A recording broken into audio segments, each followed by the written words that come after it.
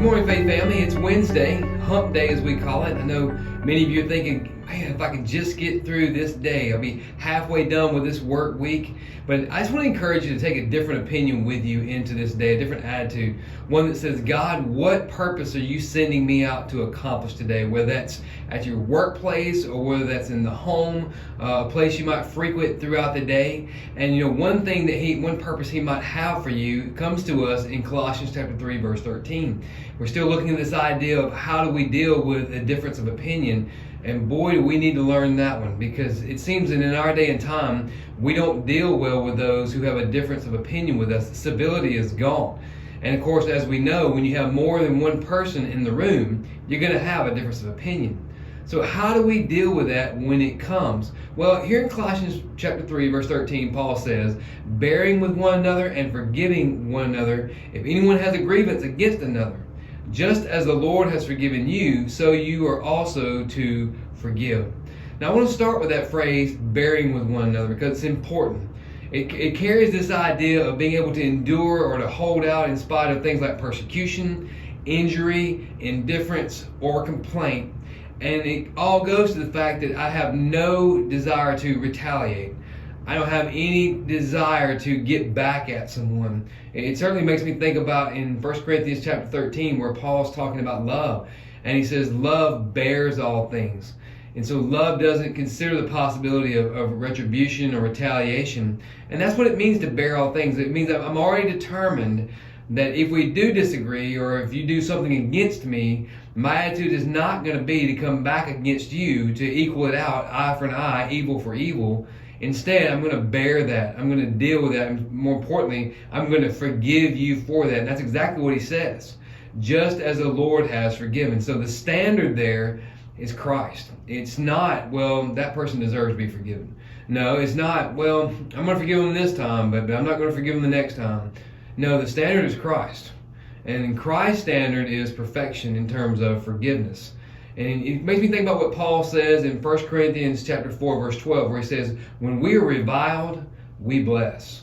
When we are persecuted, we endure. And it's amazing to think that when they receive words of, when they're slandered or when they're attacked verbally, Paul says, we return those attacks with a blessing. Man, don't you know that diffuses the tension? And it kind of takes care of that animosity that might build between two individuals as they continue to grow further and further apart in their difference of opinion. Paul goes on and says, hey, when we're persecuted, we endure. Same general idea as what he says here in Colossians chapter 3, verse 13. And so our writer presents us with a challenge. And the reason why I say a challenge is because it says this.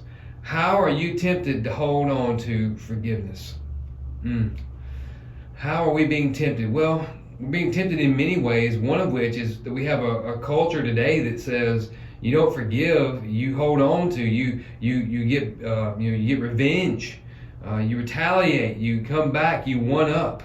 And of course, we know where that always leads. It always leads to further destruction and damage. And so the writer says, how are you being tempted to hold on to forgiveness? So I want you to really deal with that question.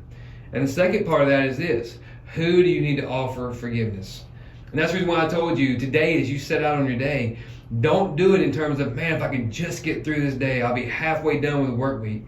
No. Instead, say, God, what purpose are you sending me out to accomplish today? Because it might very well be that there's someone in your life who needs to be forgiven.